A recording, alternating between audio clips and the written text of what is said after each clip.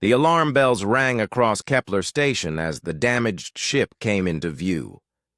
Park Hyun stood at the main window of the control room, watching the alien vessel slowly move toward their docking bay. The ship was huge, at least 3 times bigger than most human ships. Its silver hull was covered with strange patterns that seemed to glow in the starlight. "That's a Centauri merchant ship," said Cho Min from her seat at the communication desk. "They're asking for emergency repairs." Park Hyun nodded. He had been running Kepler Station for 5 years now. The station was small compared to the big alien repair yards, but they did good work. Most of their customers were human cargo ships, and the occasional alien trader who got lost in human space. "Did they say what's wrong with their ship?" Park asked. "Engine problems. Bad ones from what I can tell," Cho Min replied, listening to her headset. "The captain sounds worried." Park looked at the ship again. He could see burn marks on the hull near the engine area. Whatever had happened, it was serious. "Clear docking bay 2. Tell Kim Yuna to get her team ready." 20 minutes later, the alien ship was locked into the docking bay. Park walked down to meet the captain. He had dealt with Centauri before. They were tall, thin beings with blue-gray skin and large black eyes. They were known for being very smart and very careful about everything they did. The airlock opened with a soft hiss. Captain Vexithara stepped out first. She was typical for her species, about 7 feet tall with long arms and fingers. Behind her came 3 crew members, all looking nervous. "Commander Park," she said in perfect English. Her voice was soft and musical, the way all Centauri spoke. "Thank you for accepting our emergency request." "No problem, Captain. That's what we're here for." Park shook her hand, which felt cool and dry. "What happened to your ship?" "Our main drive system failed. We were lucky to make it here." She paused and looked around the docking bay. "Your station was not the closest repair facility." This was true. Park knew there were at least 3 alien repair yards closer to where the ship had been traveling. The Altarian yards were famous for their perfect work. The Rigelian facilities could fix anything in record time. Even the Andromedan research stations did excellent repairs. "Why did you come here then?" Park asked. Captain Vexithara was quiet for a moment. Her large eyes looked at the human workers getting ready to examine her ship. "Humans fix things differently," she finally said.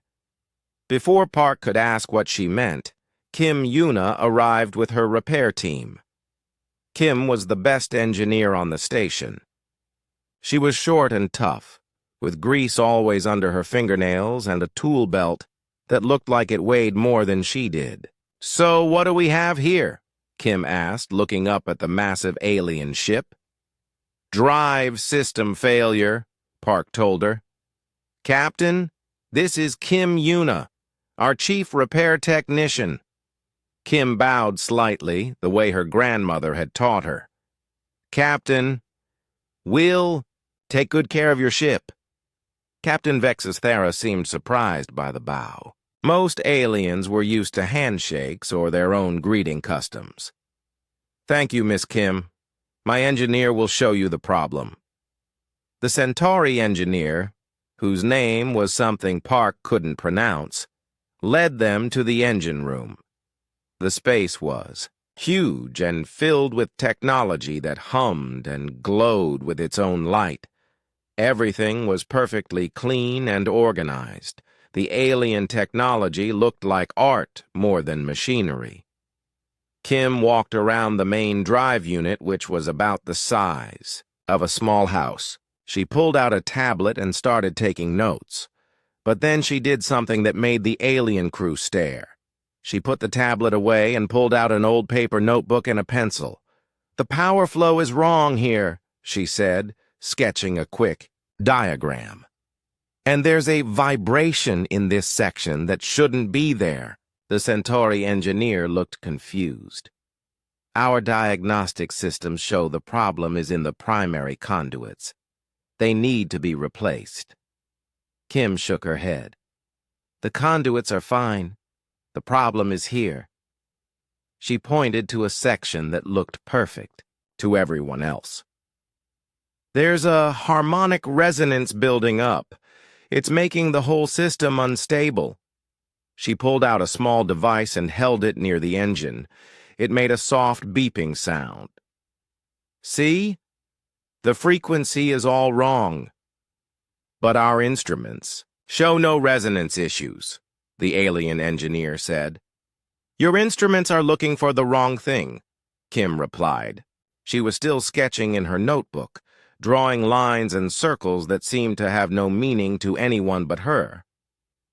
You're built to see the big problems. Sometimes the real problem is very small. Park watched as Kim continued her examination. She touched parts of the engine with her bare hands, something that made the aliens very nervous. She even put her ear against one section to listen to it. "What are you doing?" Captain Vexithera asked. "Listening," Kim said simply. "Machines talk to you if you know how to listen." After an hour, Kim had filled several pages in her notebook. She called her assistant, Lee Woon, to bring some tools. Lee was young and eager, always ready to try new things. "We need to install a dampener here," Kim told him, pointing to a spot on the engine. "Something to absorb the extra vibrations." "What kind of dampener?" Lee asked. Kim thought for a moment, then she smiled. "Get me some copper wire from the supply room. The thick kind we use for grounding." The Centauri engineer looked shocked. "Copper? But that is a primitive metal. Our systems use quantum-aligned crystals." "Sometimes primitive works better," Kim said. She was already planning how to install the copper dampener. "Your crystals are too perfect. They amplify the resonance instead of stopping it." For the next 6 hours, Kim and Lee worked on the engine. They didn't replace any of the expensive alien parts.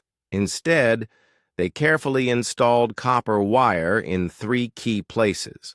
The wire was shaped into small coils and connected to the engine's housing. Captain Vexithera watched the whole process. She had never seen repairs done this way. Other facilities would have ordered new parts, replaced entire systems, and charged huge amounts of money.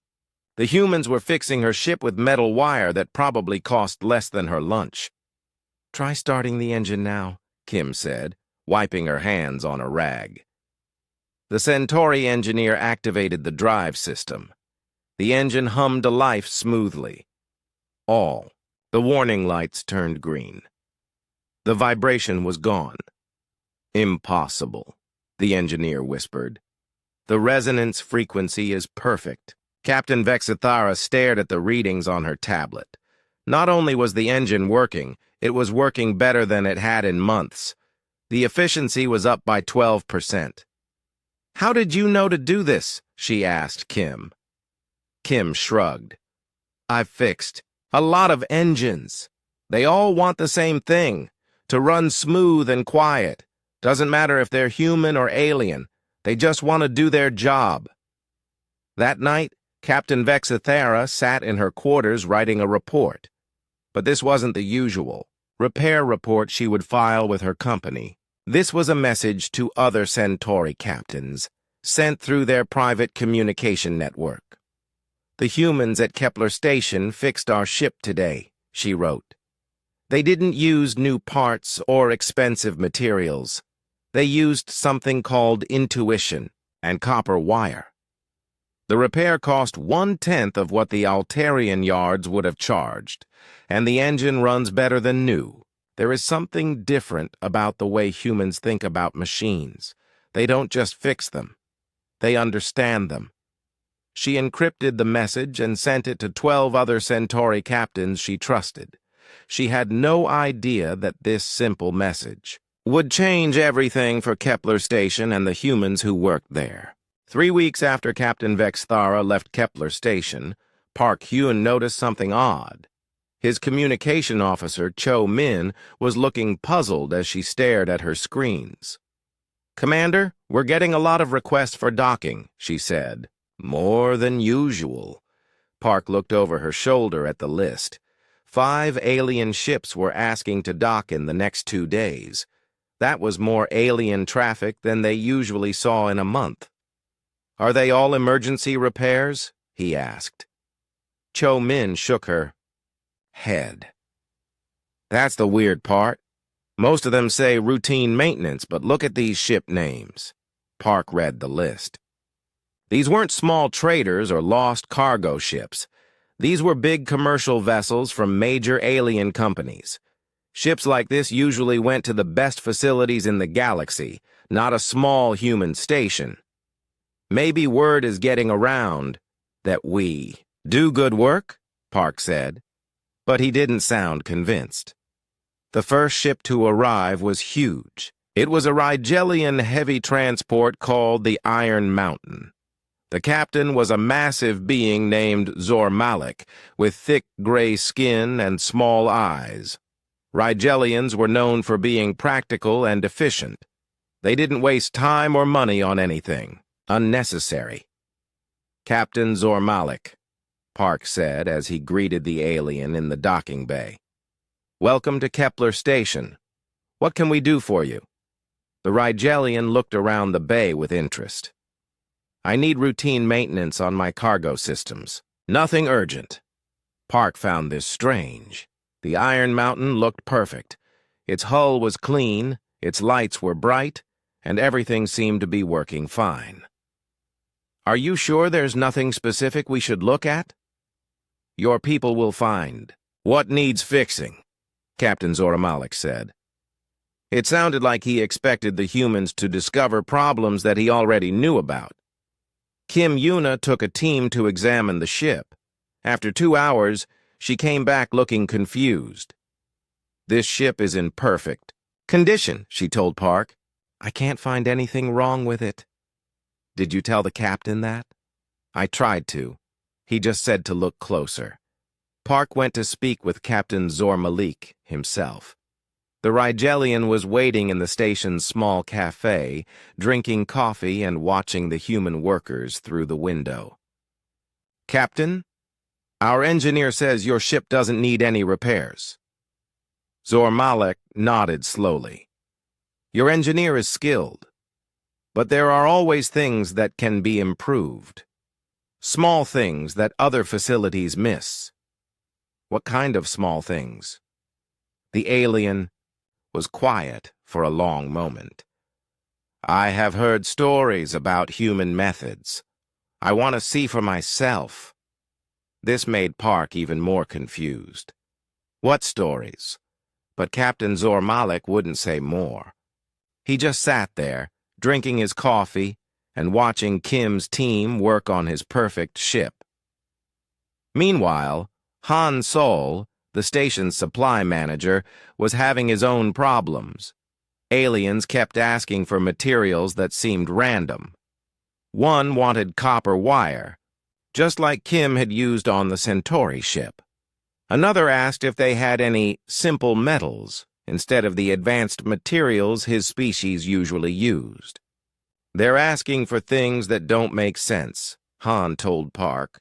"It's like they want us to fix their ships with primitive materials." The strangest request came from Lee Woon. The young engineer had been working on the Rigelian ship's plasma inverter when he accidentally dropped his lunch. "The sandwich fell right into an open panel." "Oh no," Lee said, reaching for the sandwich. "I'm so sorry, Captain. I'll clean it up right away." But as he picked up the sandwich, he noticed something interesting.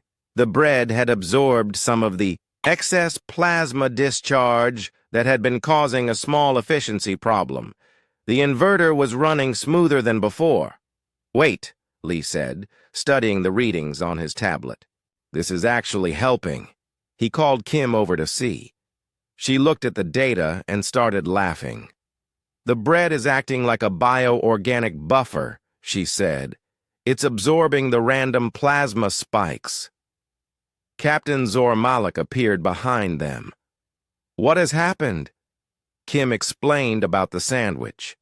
She showed him how the bread had improved the inverter's performance by 23%. The Rigelian stared at the soggy bread for a long time. "You used food to improve my ship's systems?" "Well, not on purpose," Lee said, looking embarrassed. "But it works," Kim added. "We could make a proper buffer using the same principle. Organic materials sometimes work better than synthetic ones for absorbing random energy." Captain Zormalik was very quiet. Then he started making a sound that Park realized was Rigelian laughter. "You fix machines with food," he said. "This is why I came here." Over the next few days, more alien ships arrived. Each captain had the same story. They had heard about the human repair methods from other aliens. Word was spreading through the galactic shipping networks about Kepler Station. Cho Min discovered this by accident. She was trying to decode an encrypted alien transmission when she found something unexpected. The aliens were using a private communication system to share stories about human repairs. "They call it the human solution," she told Park. "They're sharing repair reports with each other, but not through official channels." Park looked at the decoded messages. They were full of stories about impossible repairs, creative solutions, and humans who treated alien technology like it was alive. "Listen to this one," Cho Min said, reading from her screen. "The humans at Kepler Station fixed my quantum drive using string from their clothes and a piece of metal from a food container. The drive now operates at 115% efficiency. Request permission to share this technique with the fleet." "String and metal from a food container?" Park asked. "That was Kim's work on the Andromedan research ship last week. She used thread from her jacket and aluminum from a soda can to fix a quantum resonance chamber." Park sat down heavily. "So aliens are coming here because we're fixing their ships with garbage?" "Not garbage," Kim said, appearing in the doorway. "Appropriate materials. These alien engineers are too focused on using the right parts. Sometimes the wrong part is exactly what you need."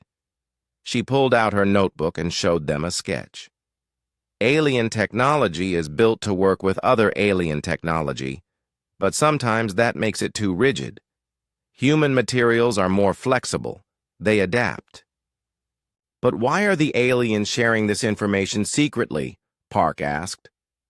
Cho Min pulled up another message. "Because their own repair facilities are losing business. Look at this." The message was from a Centauri repair station complaining about ships going to human facilities instead of their own. They were demanding that their government investigate these unauthorized repair techniques. "We might have a problem," Park said.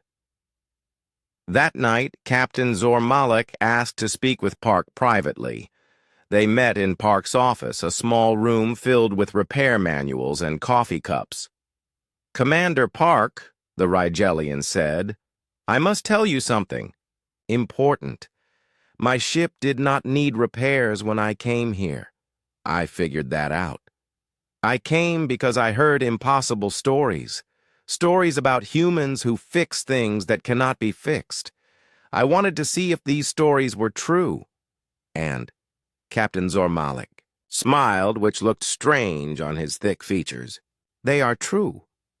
But they are also dangerous." "Dangerous how?" "Because you are changing things. For thousands of years, each species has had their own way of building and repairing technology.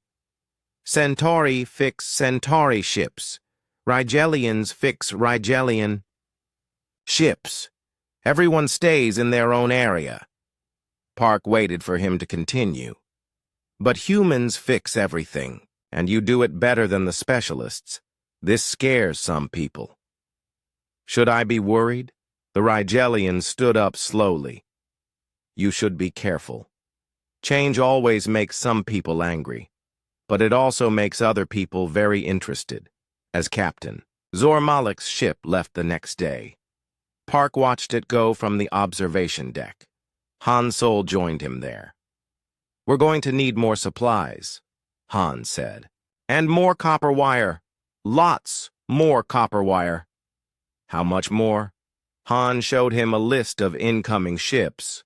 23 alien vessels were scheduled to arrive in the next month, all requesting routine maintenance from the humans who fix things. With food and string. Enough wire to probably fix half the galaxy, Han said. Park looked out at the stars, wondering what they had gotten themselves into. 6 months had passed since Captain Vexithera's first visit, and Kepler Station was busier than Park Yun had ever seen it. Alien ships arrived every day now, some traveling for weeks just to reach the small human repair facility. The latest arrival was the strangest yet. The Andromedan research vessel Cosmic Mind looked more like a floating crystal than a spaceship. Its captain, Talara, was tall and thin, with pale skin that seemed to glow slightly in the station's lights. Captain Talara, Park said as he greeted her in the docking bay. Welcome to Kepler Station. What brings a research vessel to our repair dock? Talara's large eyes looked around the busy bay. Human workers were crawling over 3 different alien ships, all being repaired at the same time. I am conducting cultural research, she said in a voice that sounded like music. I wish to study human repair techniques. Park raised an eyebrow. Cultural research? Yes. I am writing a paper on primitive technological solutions. She paused. But since I am here, perhaps your people could look at my quantum computer. It has been running slowly lately. Park nodded. He had learned not to question the reasons aliens gave for coming to his station. Half of them claimed to be doing research or conducting studies. The other half admitted they were there because human repairs lasted longer and cost less than anything else in the galaxy. Kim Yuna was already waiting to examine the Andromedan ship. With her was Bae Yoon, a young apprentice engineer who had joined the station 2 months ago. Bae was different from the other engineers. She claimed she could see mechanical stress as colors, which sounded crazy until you watched her work. What do you see? Kim asked Bae as they looked at the quantum computer. Bae stared at the machine for a long moment. The computer was beautiful, made of crystal and metal that seemed to bend light around it. To most people, it looked perfect.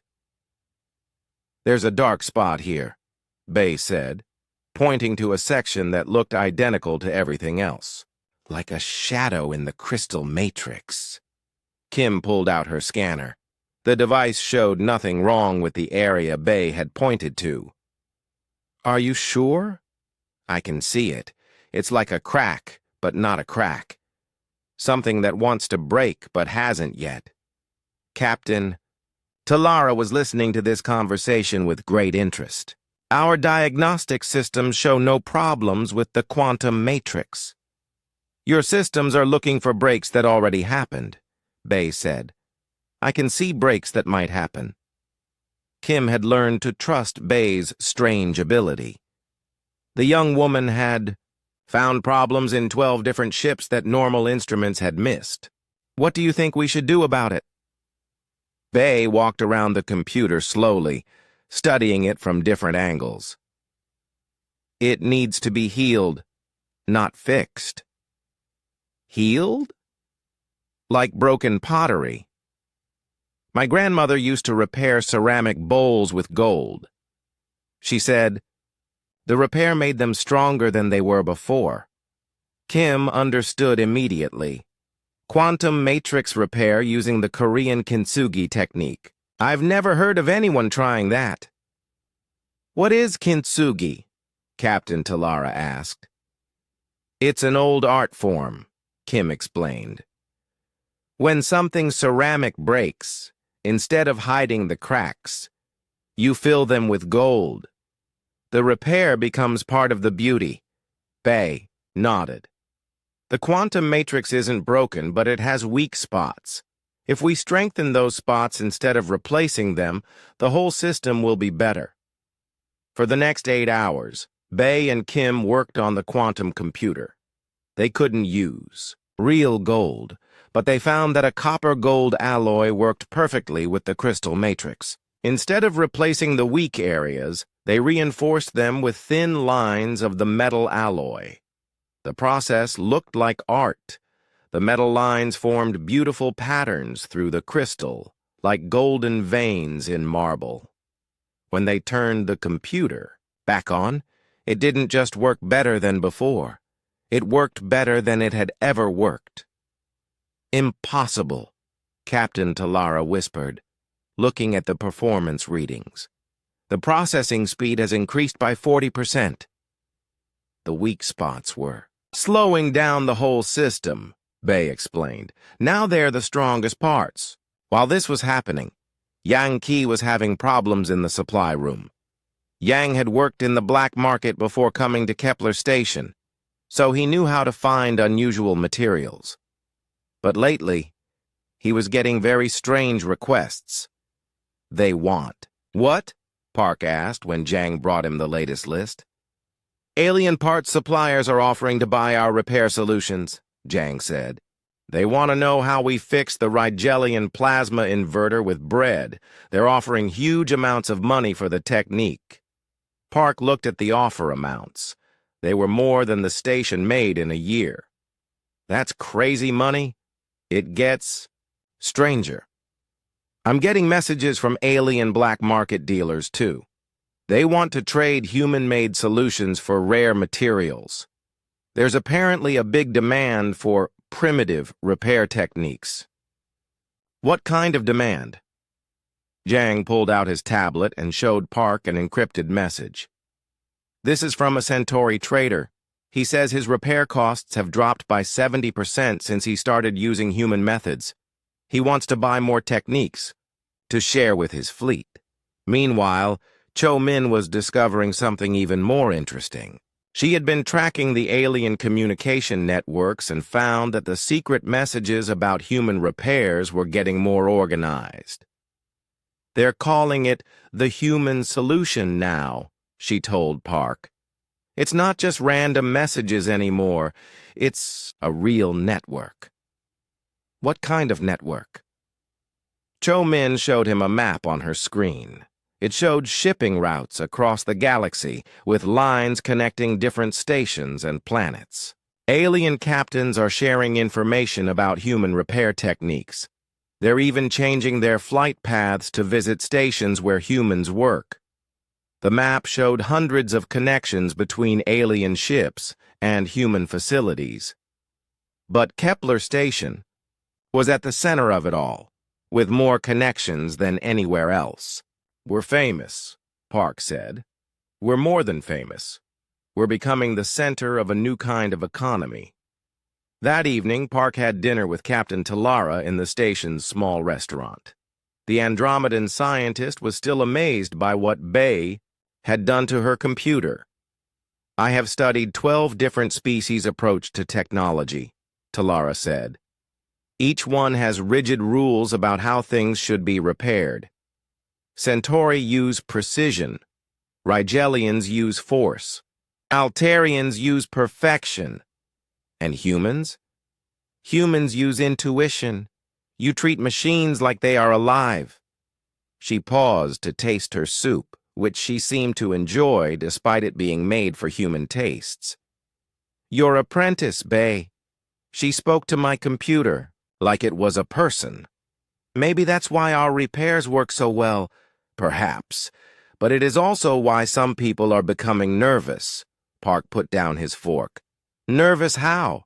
The Galactic Trade Consortium has noticed the changes in shipping patterns. They are asking questions about why so many alien vessels are visiting human space. Is that bad? Talara was quiet for a long moment. Change is always uncomfortable for those in power. The consortium controls most of the galaxy's repair and maintenance industry. If human methods become popular, it could cost them billions of credits. So what happens next? They will investigate. They will try to understand what humans are doing differently. And if they decide you are a threat, she didn't finish the sentence. That night, Park couldn't sleep. He walked through the station's quiet corridors, checking on the alien ships in the repair bays. In Bay 1, Lee Woon was still working on a Syrian navigation array. In Bay 2, Kim's team had 3 different species of ships being repaired at once. Everything looked normal, but Park knew things were changing fast. 6 months ago, Kepler Station had been a small, forgotten repair dock on the edge of human space. Now they were apparently the center of a secret network that was changing how the galaxy thought about technology. In Bay 3, Bay was sitting quietly next to the Andromedan quantum computer, just watching it work. Park went over to her. "How does it look?" he asked. "Happy," Bay said. "It's working the way it was supposed to work. All those weak spots were like having a headache. Now the headache is gone. Captain Talara says some people might not like what we're doing here." Bay nodded. "Change is hard, but sometimes things need to change." She gestured at the alien ships around them. "Look at all these different species, all getting their ships fixed in the same place. 6 months ago, that never would have happened. Why not? Because everyone thought their way was the only right way. Centauri ships had to go to Centauri stations. Rigelian ships had to go to Rigelian stations. Everyone stayed separate. And now, Bay smiled. Now they're learning that there might be better ways to do things, ways they never thought of before." Park looked around the repair bay. Tomorrow there would be more alien ships, more impossible repairs, and more requests for copper wire and breadcrumbs and whatever other strange materials his engineers needed. He was starting to understand that they weren't just fixing ships anymore. They were changing the way the entire galaxy thought about technology, cooperation, and what was possible when different kinds of minds worked together. The question was whether the galaxy was ready for that kind of change. The message arrived on a Tuesday morning while Park Hyun was having his first cup of coffee. Cho Min brought it to his office with a worried expression. "Commander, we've got a problem," she said, handing him the official communication pad. Park, read the message twice before the words sank in. "The Galactic Trade Consortium is sending an inspector, Inspector Corallan. He'll be here in 3 days to conduct what they call a routine compliance review." Cho Min sat down heavily in the chair across from his desk. "This doesn't sound routine to me." Park knew about the consortium. They were the organization that controlled most of the galaxy's trade laws and regulations. They decided which technologies could be shared between species and which repair techniques were legal to use. "What do they think we're doing wrong?" he asked. "The message doesn't say, but I did some research on Inspector Corallan." Cho Min pulled up a file on her tablet. "He's Altarian.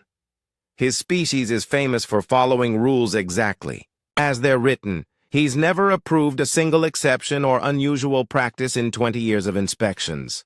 "Great," Park muttered. He looked out his office window at the repair bays below.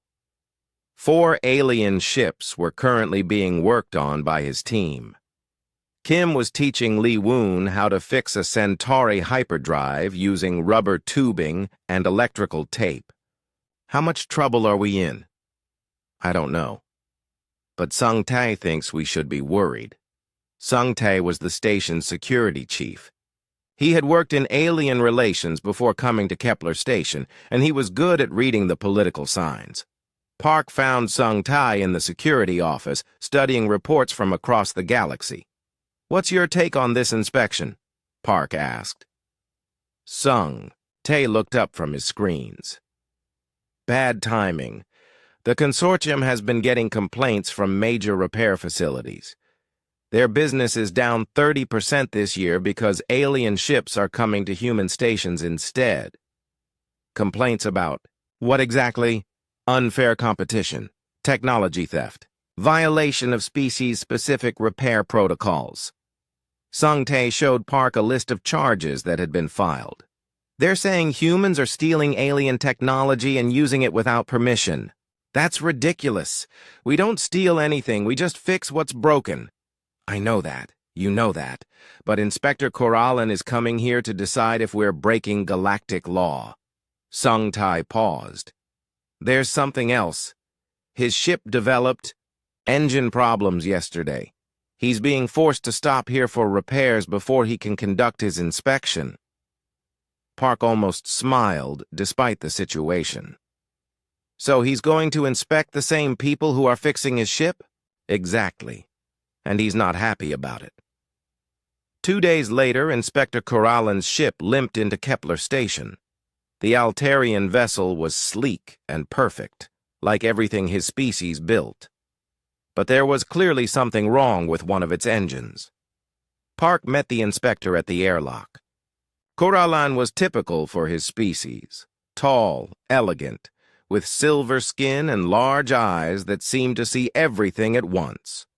He wore an official consortium uniform covered in badges and medals. "Inspector Corallan," Park said, extending his hand, "welcome to Kepler Station." The Altarian looked at Park's hand for a moment before shaking it briefly. "Commander Park, I am here on official consortium business. However, my ship requires immediate attention before I can begin the inspection." "Of course. What seems to be the problem?" "The quantum motivator has failed. My automated repair systems declare it irreparable without complete factory replacement." Corallan looked around the docking bay with obvious doubt. "I hope your facilities are capable of handling advanced Altarian technology," Park called Kim, Yuna, to examine the ship. She arrived with her usual collection of tools and immediately started looking at the engine problem. "Well?" Inspector Corallan asked after Kim had been studying his ship for 15 minutes. "It's not that bad," Kim said. "The motivator isn't broken, it's just confused." "Confused?" Corallan's voice went up slightly. "Machines cannot be confused. They either function or they do not." Kim pulled out a small device that made soft clicking sounds near the engine. "Listen to this. The quantum matrix is trying to sync with 3 different frequency generators at once. It can't decide which one to follow, so it's basically given up trying. That is impossible. Altarian systems are designed to prevent such conflicts. They are. But sometimes design isn't enough." Kim looked at her tablet, then at the engine, then back at her tablet. "I can fix this, but you're not going to like how." "Explain." Kim walked over to her tool bag and pulled out a roll of what looked like ordinary wire and a small metal object. "I need to create a priority signal using a paperclip and some copper wire. It'll tell the matrix which frequency to follow." Inspector Corallan stared at the items in Kim's hands. "You want to repair my ship with office supplies?" "Well, technically, it's a paperclip and electrical wire, but yes. This is exactly the kind of primitive approach that the consortium is investigating. Altarian technology requires precision components manufactured to exact specifications." Kim shrugged. "Your precision components aren't working. Sometimes you need to try something different." For the next 20 minutes, Kim worked on the quantum motivator. She shaped the paperclip into a specific curve and wrapped it with copper wire in a pattern that looked random but clearly wasn't. Then she attached it to the engine housing with what appeared to be ordinary electrical tape. "Try starting it now," she said. Inspector Corallan activated his ship's engines from a control panel. The quantum motivator hummed to life smoothly. All the warning lights turned green. The efficiency readings were actually better than they had been before the problem started. The inspector stared at his readings for a long time without speaking. "How?" he finally asked. "The paperclip acts like a tuning fork," Kim explained. "It vibrates at exactly the right frequency to give the quantum matrix a clear signal to follow. The copper wire amplifies that signal, and the tape provides the right amount of flexibility. But this solution is not in any technical manual, because nobody thought to try it before." That evening, Inspector Corallan asked to speak privately with Park and his senior staff. They met in the station's conference room, which was small and informal compared to the grand meeting halls Corallan was used to. "I came here expecting to find violations of consortium regulations," the inspector began. "I was prepared to document illegal technology transfers and improper repair techniques." Park waited for the bad news. "Instead, I find humans fixing alien technology better than the aliens who built it." Corallan looked at each of them. "Your engineer repaired my ship in 20 minutes using materials that cost less than my lunch. The solution was so elegant that I have requested detailed documentation." "Is that good or bad?" O'Ree asked. She was the station's administrator, and she understood bureaucracy better than anyone. "That is the problem," Corallan replied. "I cannot find any violations of galactic law because humans are not stealing technology or using unauthorized techniques. You are simply thinking about problems differently. So we're not in trouble. You are in more trouble than you realize." The inspector stood and walked to the window overlooking the repair bays. "The consortium exists to maintain order in galactic commerce.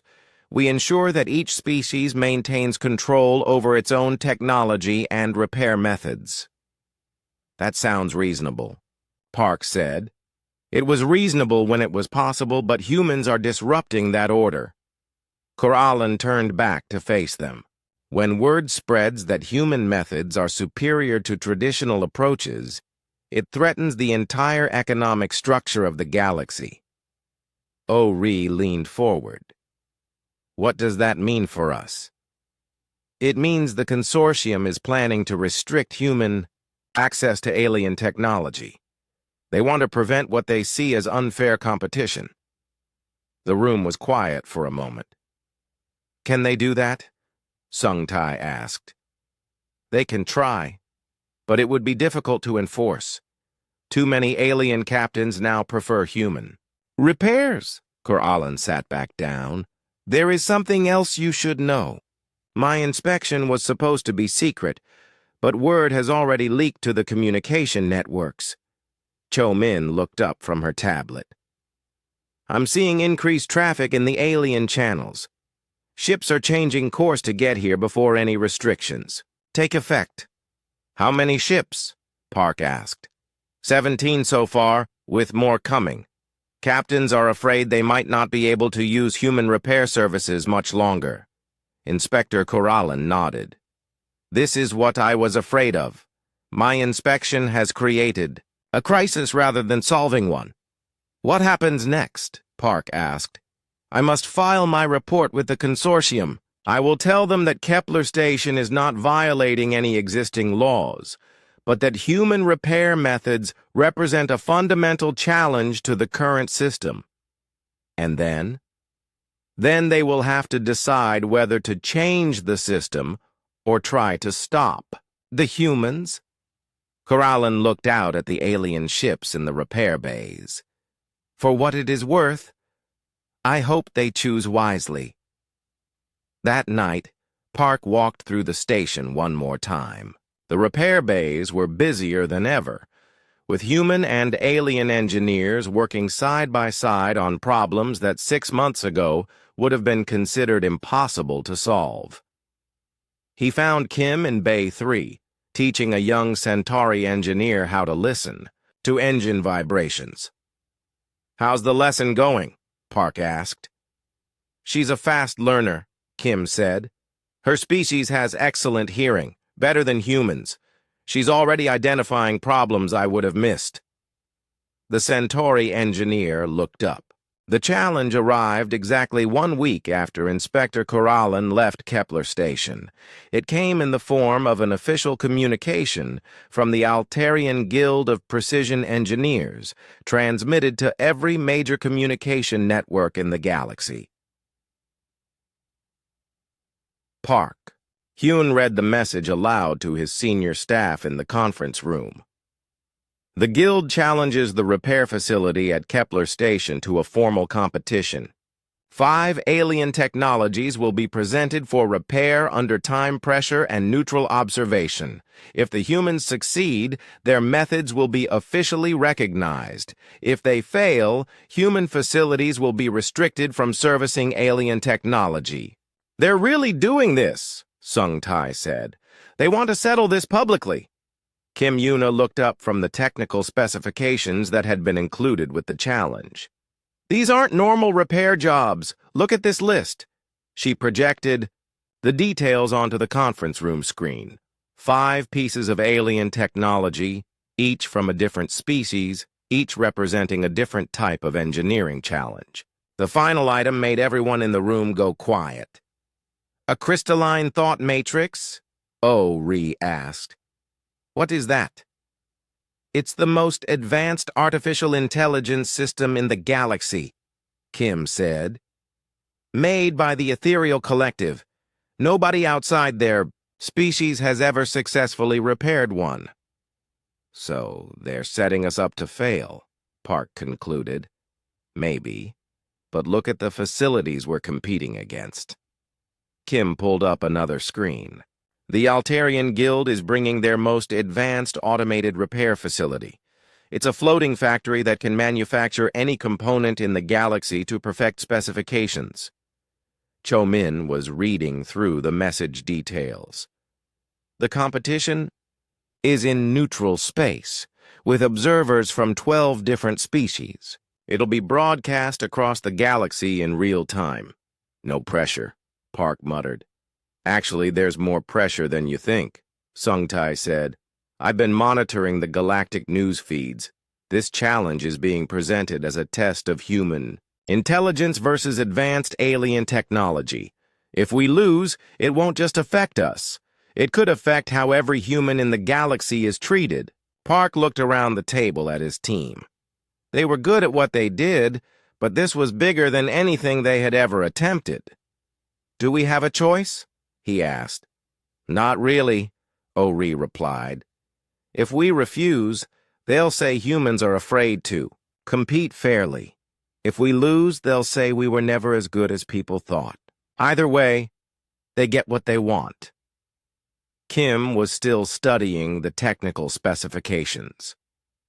"There's something strange about these challenges. They're not just random alien technologies. Each one represents a different philosophical approach to engineering." "What do you mean?" "The first challenge is Rigelian, pure force and efficiency. The second is Centauri, mathematical precision. The third is Andromedan, theoretical perfection. The fourth is Syrian, adaptive complexity." Kim paused. "And the fifth is ethereal, consciousness integration. So they're testing whether human methods can work with every different alien approach to technology. It's not just about fixing things, it's about understanding different ways of thinking." Park made his decision. "We accept the challenge, but we're not going in alone." "What do you mean?" "I mean we're bringing help. Moon Da is coming out of retirement and we're taking Ryu Jin from the academy. Moon Da was a legend among human engineers. He had been fixing things for 60 years before retiring to a quiet planet on the edge of human space. Ryu Jin was the opposite, a young genius fresh out of engineering school who had new ideas about everything. "You think they'll come?" Kim asked. "For something like this? They'd better." 3 weeks later, the competition site was ready. It was a massive space platform in neutral territory, with repair bays for both the human team and the Altarian automated facility. Observation decks held representatives from dozens of alien species, all watching to see what would happen. Park's team had arrived 2 days early to prepare. Moonda looked exactly like Park had expected, an old man with steady hands and eyes that seemed to see through everything. Ryujin was young and eager, full of energy and ideas.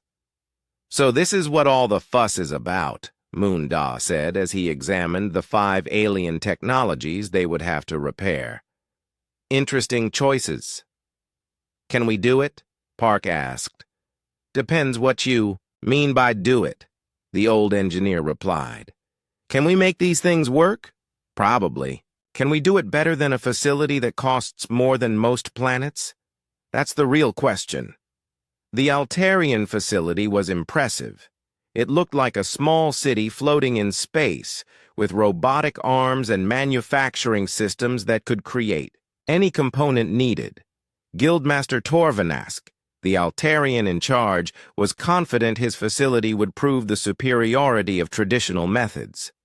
"Humans are creative," he told the assembled observers during the opening ceremony. "But creativity without precision is merely chaos. Today we will demonstrate that proper engineering requires more than intuition." The first challenge began at exactly noon, Galactic Standard Time. Both teams had to repair a damaged Rigelian power core that had been overloaded beyond normal safety limits. The Altarian facility immediately began manufacturing replacement components. Robotic systems dismantled the power core completely and started building new parts to exact specifications. The human team took a different approach. Ryu Jin studied the power core for 10 minutes without touching anything. "The problem isn't the components," he told the others. "The problem is that it's trying to handle more energy than it was designed for." "So we need to reduce the energy input?" Kim asked. "No, we need to give it more ways to handle the energy it's getting." Ryujin pulled out his toolkit. "It's like having a river that's too big for its banks. You don't make the river smaller, you give it more places to flow." Working together, the human team created additional energy pathways using copper wire and crystalline fragments from Moonda's personal collection. Instead of replacing the overloaded components, they gave the energy alternate routes to follow. The Altarian facility finished first, producing a perfectly reconstructed power core that met all original specifications. The human team finished 20 minutes later with a power core that looked crude by comparison, but was handling 30% more energy than the original design. "Interesting," said the neutral observer. "A being from the Neutral Zone Authority. Both repairs are successful, but they represent completely different philosophies." The second challenge was more difficult. A Centauri navigation computer had developed calculation errors that were creating wrong course plots. The Altarian facility began running diagnostic algorithms to identify and correct the mathematical errors in the system. Moonda approached the problem differently. He sat next to the navigation computer for almost an hour, just watching it work. "What are you doing?" Guildmaster Torvanask asked during a break in the action. "Listening," Moonda replied. "This computer is trying to tell us something. Machines do not communicate." "Everything communicates if you know how to listen." Moonda eventually discovered that the navigation computer wasn't making errors. It was trying to account for gravitational changes caused by a nearby star that was slowly dying. The computer's calculations were actually more accurate than its original programming, but they looked wrong compared to standard star charts. "The computer is smarter than we thought," Moondaw explained to the observers. "It's updating itself based on real conditions instead of following outdated data." Instead of fixing the computer, Moondaw updated the star charts. The Altarian facility had spent 4 hours correcting what they thought were errors, while Moondaw had spent 1 hour recognizing that the computer was working perfectly. The challenges continued through the day. Each one was more difficult than the last, and each one showed the difference between the two approaches. The Altarian facility was precise, efficient, and absolutely predictable. The human team was creative, adaptive, and constantly surprising. But it was the final challenge that would determine the winner. The crystalline thought matrix was unlike anything most of the observers had ever seen. It looked like a living crystal filled with shifting lights and patterns. According to the specifications, it was an artificial consciousness that had stopped responding to outside input. The Altarian facility began a complete diagnostic scan, trying to identify which crystalline pathways had failed. It would take hours to analyze the entire matrix and determine what needed to be replaced. Moondaw looked at the matrix for a few minutes, then sat down on the floor next to it. "What are you doing now?" Guildmaster Torvanask asked. "Thinking," Moondaw replied. "This isn't a machine that's broken. It's a mind that's lonely." "That is impossible. Artificial consciousness cannot experience emotions." "Says who?" Moondaw was studying the patterns in the crystal. "Look at the light patterns. They're not random. They're repetitive, like someone humming the same song over and over." Kim knelt down next to the old engineer. "What do you think it needs?" "Company." "Moon." Daw stood up and walked over to his toolkit. He pulled out a small container filled with crystal fragments from different worlds.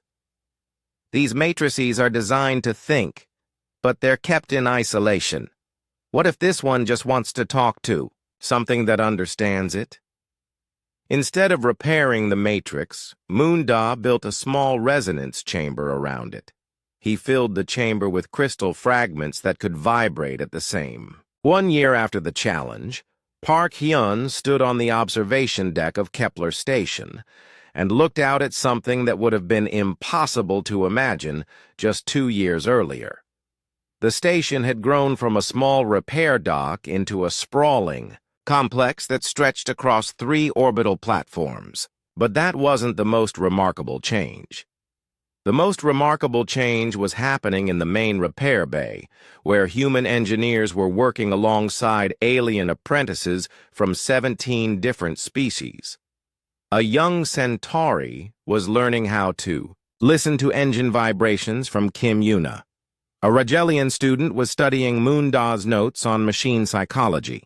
An ethereal consciousness engineer was teaching Bei Yun how to see quantum states as music instead of colors. "Commander Park," said a familiar voice behind him. Park turned to see Captain Vexithara approaching. The Centauri captain looked different, now more relaxed, wearing a mixture of Centauri and human clothing that somehow looked perfectly natural on her. "Captain, good to see you again. How's the new business venture going?" Vexthara smiled, which was still an unusual expression for a Centauri, but had become natural for her. "Better than expected. The joint shipping company is already operating in 12 sectors. Alien crews are learning human problem-solving methods, and human crews are learning alien precision techniques." She pulled out a tablet and showed Parks a map of shipping routes. "Look at this." Trade efficiency is up 40% on routes that use mixed crews. Ships are arriving ahead of schedule and using less fuel than ever before. And the other alien companies don't mind the competition? Some do, but most are trying to copy our methods. Vexithara paused. That's actually why I'm here. I have a proposition for you. What kind of proposition? The Galactic Trade Consortium wants to establish a new position. They're calling it Director of Innovative Engineering Solutions. They want someone to oversee the integration of human methods into alien facilities across the galaxy. Park raised an eyebrow. Let me guess. They want me for the job. Actually, they want your entire senior staff. Kim Yuna would head up the technical training program. Sung Tai would handle diplomatic relations. O-Ri would manage the bureaucracy. Vexthera smiled. It's a big job. You'd be responsible for changing how the entire galaxy approaches technology. Park. Look back at the repair bays. What about Kepler Station? It would become the central training facility, the place where humans and aliens learn to work together. Vexithara followed his gaze. Look at what you've already accomplished here. Park could see Li Woon in Bay 3, showing a group of alien engineers how to repair a quantum drive using techniques that combined human intuition with alien mathematical precision. The repair was being done faster and more efficiently than either approach could achieve alone. In Bay 1, Ryu Jin was working with an Andromedan scientist to develop new materials that combined human creativity with alien theoretical knowledge. They had already created 3 new alloys that were stronger and cheaper than anything either species had developed separately. It's not just about the repairs anymore, is it? Park said. It never was, Vexithara replied.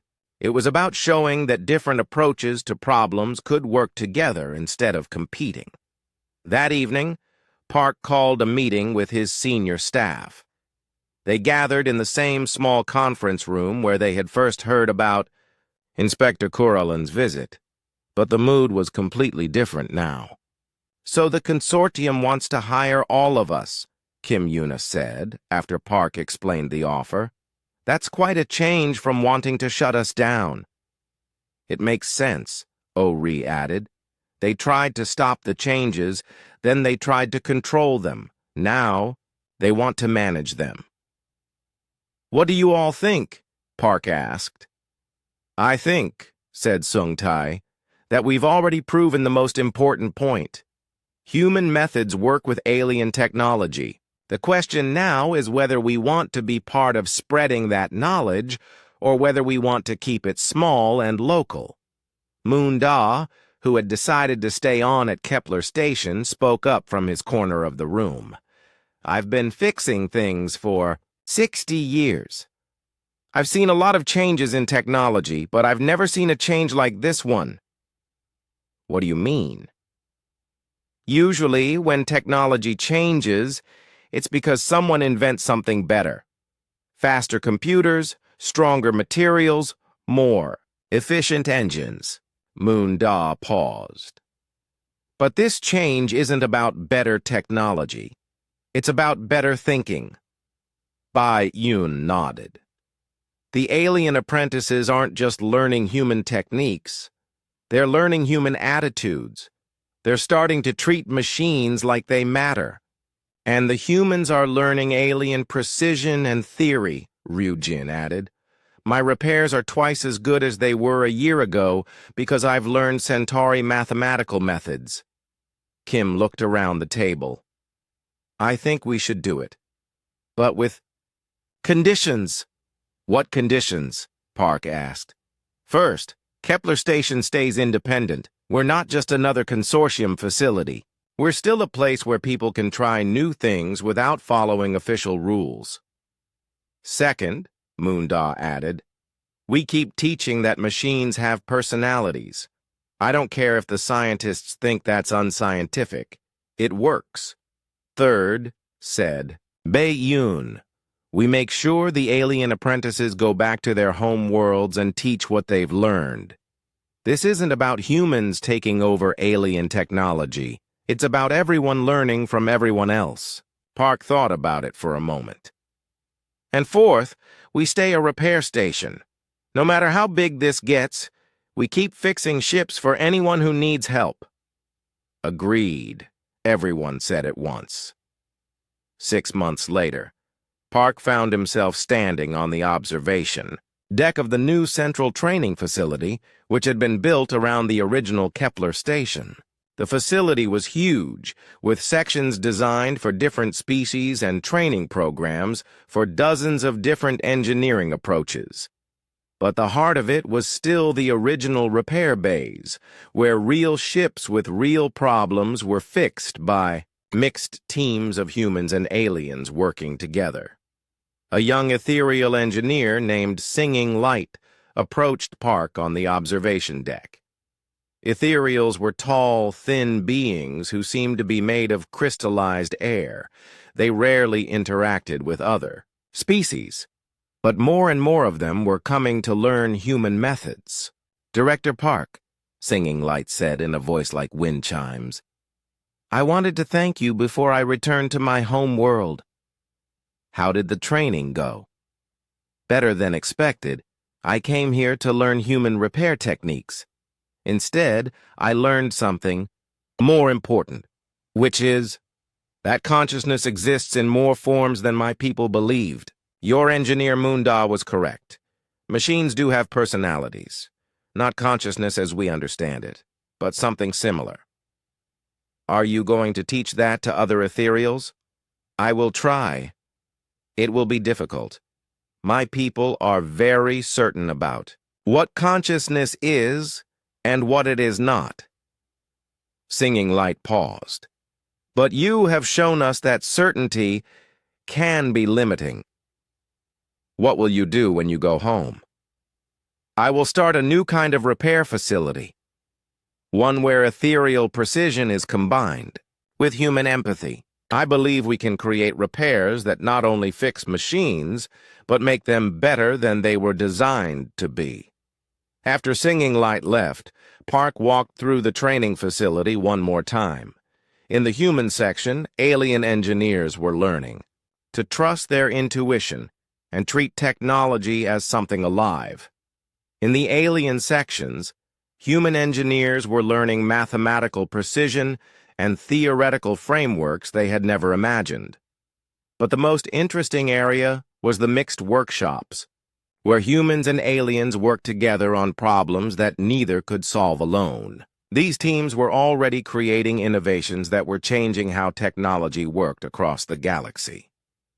Park ended his walk in the original Repair Bay 1, where Kim Yuna was working on her latest project.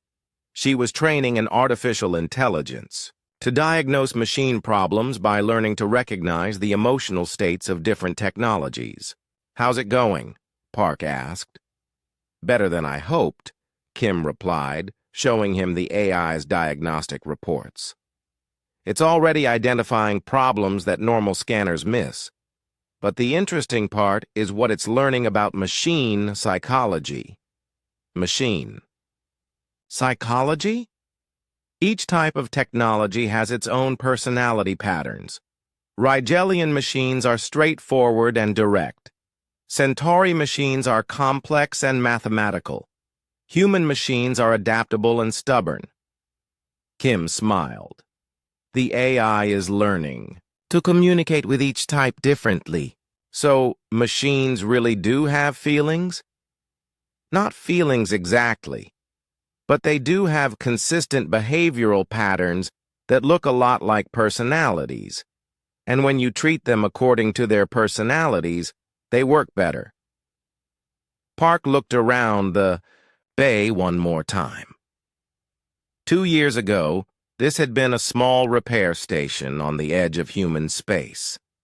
Now it was the center of a new way of thinking about technology that was spreading across the galaxy. "Kim," he said, "do you ever wonder what would have happened if Captain Vexithara had gone to one of the big alien repair facilities instead of coming here?" Kim thought about it for a moment. Probably nothing. She would have gotten her ship fixed with expensive parts and perfect precision, and nothing would have changed. So it was all just luck? Maybe. Or maybe she was ready for something different and we were ready to try something new. Sometimes that's all it takes. Park nodded. Sometimes the best solutions are the ones nobody expects. That night, Park sat in his office writing his monthly report to the consortium. But before he started, 5 years after the Great Challenge, Park Hyun received a message that made him smile. It was from a place he had never heard of, a small mining colony called Haven's Rest in the Outer Spiral. The message was short, but familiar in its tone. Director, Park, we have a problem that nobody else can solve. Our mining equipment keeps breaking down, and the manufacturer says it can't be repaired. The miners are getting desperate. We heard about your methods. Can you help? Park looked out at the bustling central training facility that had grown around the original Kepler station. Hundreds of engineers from dozens of species were working together, learning from each other, and solving problems that had been impossible just a few years ago. But this message reminded him of something important. There were still places in the galaxy where the old ways of thinking hadn't changed yet. Cho Min, he called to his communications officer, who now managed a staff of 12 different species. Can you find out more about this Haven's Rest colony? Cho Min pulled up the information on her screens. Small human colony, about 3,000 people. They're mining rare crystals that are used in quantum computers. The colony has been struggling because their equipment keeps failing and replacement parts cost more than they can afford. What kind of equipment problems? According to their records, the mining robots are designed for standard mineral extraction, but the crystals they're mining have unusual properties that interfere with the robot's systems. The manufacturer says the robots weren't designed for this kind of work. Park nodded. It was the same old story. Rigid thinking leading to impossible problems. What do you think, Kim? Want to take a field trip? Kim Yuna looked up from the advanced diagnostic system she was testing.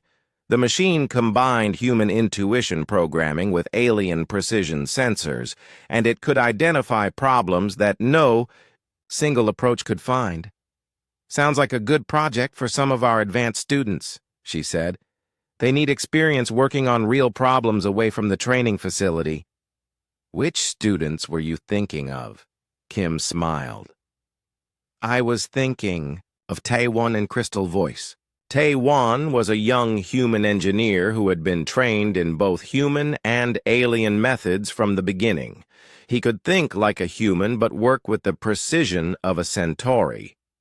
Crystal Voice was an ethereal who had spent 2 years learning human empathy techniques and now claimed she could feel the emotions of quantum systems. That's an interesting combination, Park said. They work well together. Taewon grounds Crystal Voice's theoretical insights, and she helps him see possibilities he would never imagine alone. A week later, Kim, Taewon, and Crystal Voice arrived at Haven's Rest colony. The place looked exactly like what Park had expected, a collection of simple buildings scattered around mining operations, with people working hard just to survive. The mob colony administrator, a tired-looking woman named Sarah Kim, met them at the small landing pad. "Thank you for coming," Sarah said. "I wasn't sure anyone would take us seriously. We're not exactly an important place in the galaxy." "Every place is important," Crystal Voice said in her musical voice. "Consciousness exists everywhere, in different forms." Sarah looked confused by this statement, but Taewon translated. "She means everyone deserves help, no matter how small their problem seems." Sarah led them to the mining operations. The equipment looked normal enough. large robotic miners designed to extract materials from underground. But even Kim could see that something was wrong. The robots moved in jerky, uncertain motions instead of the smooth efficiency they were designed for. The crystals we're mining have quantum properties, Sarah explained. They seem to interfere with the robot's control systems. The manufacturer says we need completely different equipment, but we can't afford it. Tae-Won examined one of the malfunctioning robots. The control system is getting confused by quantum feedback from the crystals. It's like trying to navigate in a room where the walls keep moving. Crystal Voice approached the robot differently. She stood very still next to it for several minutes, just listening. "The machine is frightened," she finally said. "Frightened?" Sarah asked. "It doesn't understand what it's encountering. The quantum crystals feel alive to its sensors, but they don't behave like anything in its programming. The robot is trying to mine something that seems to respond to its presence." Kim knelt down next to the robot and opened its main control panel. The circuits looked normal, but the quantum interference was clearly visible on her diagnostic scanner. The robot thinks it's hurting something alive, she realized. Its safety protocols are conflicting with its mining protocols. "So what do?" Sarah asked. "We teach it to understand what it's really encountering," Tae-Won said. He was already pulling tools from his kit. "Instead of trying to override the safety protocols, we help the robot learn that the crystals are safe to mine even though they seem alive." For the next 3 days, the team worked on reprogramming the mining robots. But this wasn't traditional programming. They were teaching the robots to recognize the difference between actual living things and quantum crystals that only seemed alive. Crystal Voice contributed something unexpected. Using techniques she had learned from human engineers, she helped the robots develop what she called quantum empathy, the ability to sense the emotional state of quantum systems without being overwhelmed by it. "The crystals are happy when they're mined correctly," she explained to Sarah. "They want to be part of technology. The robots can learn to feel this happiness instead of sensing it as distress." Tae-Won handled the technical implementation, creating new control algorithms that combined human intuitive responses with alien logical frameworks. The robots learned to approach the crystals gently, reading their quantum states and responding appropriately. The result was remarkable. Not only did the robots stop malfunctioning, but they became more efficient at mining than they had ever been. They could sense the best crystals and extract them without damage, something that had been impossible with standard programming. "How? Did you know to do this?" Sarah asked, as she watched the robots working smoothly for the first time in months. "We learned to listen," Kim said. "The robots were trying to tell us what was wrong, but nobody was paying attention to what they were actually saying." "Will this work for other colonies with similar problems?" "Probably," Tae-Won replied, "but each situation will be different. The important thing is to understand what the machines are experiencing, not just what they're supposed to be doing." When the team returned to the central training facility, Park was waiting for them with news. "How did the mission go?" he asked. "Better than expected," Kim replied. "But I think we learned something important." "Which is?" "The new methods we've developed aren't just for big problems or important facilities. They work everywhere, for anyone who needs help." Crystal Voice added her own observation. "The mining robots were no different from the advanced alien systems we work on here. They all have their own kind of consciousness, their own needs and fears. Size and complexity don't determine whether something deserves empathy." Park nodded. "Speaking of which, I have some interesting news. We've been getting requests for help from places I never expected." He showed them a list of messages that had arrived while they were gone. Requests from agricultural colonies where Farming equipment was failing, from research stations where experiments weren't working properly, from trading posts where alien and human technology couldn't work together. "It looks like word is spreading beyond just the major shipping routes," Taewon observed. "It's more than that," Park said. "People are starting to think differently about technology problems. Instead of just replacing things that don't work, they're asking why those things aren't working and whether there might be better solutions."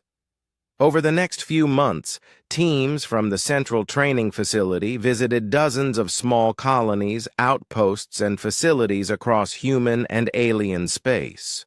Each mission was different, but they all had something in common: technology that wasn't working because nobody had bothered to understand what it really needed.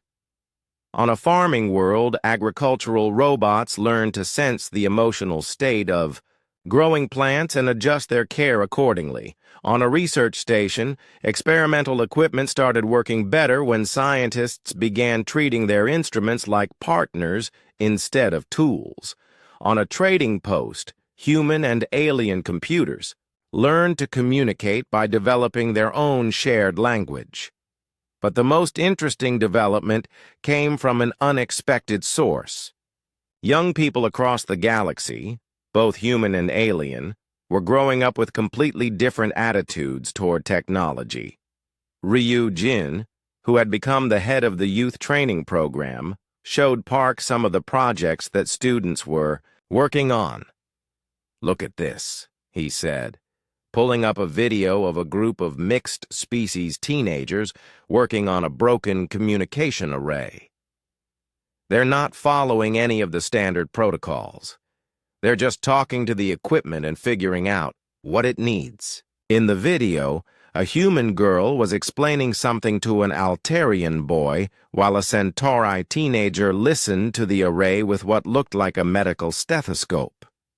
They were using techniques from all three species, but they were also doing things that no adult engineer had ever thought to try. "What are they doing differently?" Park asked. "They're not thinking about human methods versus alien.